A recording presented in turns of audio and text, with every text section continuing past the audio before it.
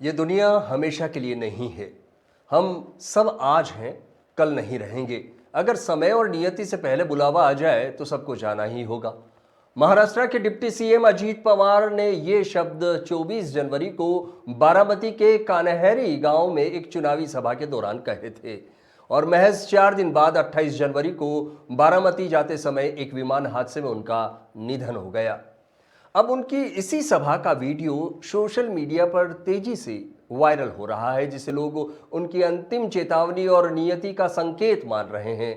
कान्हेरी सभा में मराठी में बोलते हुए अजीत पवार ने कहा था कि राजनीति ही सब कुछ नहीं होती है और चुनाव के बाद राजनीति को पीछे छोड़कर क्षेत्र के विकास और आर्थिक समृद्धि पर ध्यान देना चाहिए। उन्होंने जनता के प्यार और विश्वास को अपनी सबसे बड़ी ताकत बताते हुए कहा था कि वहीं उन्हें लगातार मेहनत करने की प्रेरणा देता है।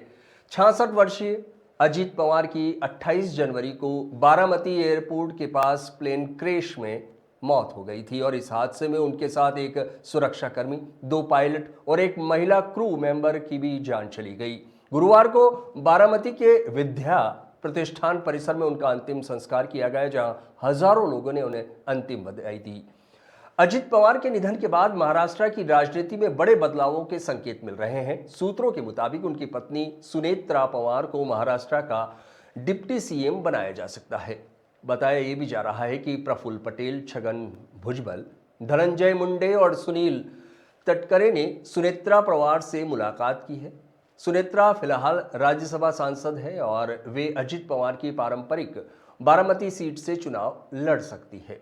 इस प्रस्ताव को लेकर एनसीपी नेता मुख्यमंत्री देवेंद्र फडणवीस से भी चर्चा करेंगे और इधर एनसीपी के दोनों गुटों के विलय की चर्चाएं भी तेज हो गई है।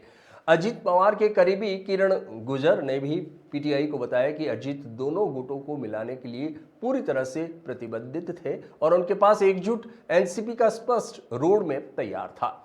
एनसीपी के वरिष्ठ नेता जयंत पाटिल ने कहा कि विलय को लेकर अजीत पवार के साथ कई बैठकें हो चुकी थी और वे इस पर सकारात्मक थे। शरद गुट के नेता एकनाथ खड़गे ने भी दोनों गुटों के एक होने की संभावना जताई है। अजित पवार का अचानक यूं चले जाना न सिर्फ महाराष्ट्र बल्कि देश की राजनीति के लिए एक बड़ा झटका माना जा रहा है और उनके 4 दिन पहले ही कहे गए शब्द अब लोगों के दिलों में गहरी छाप छोड़ गए हैं।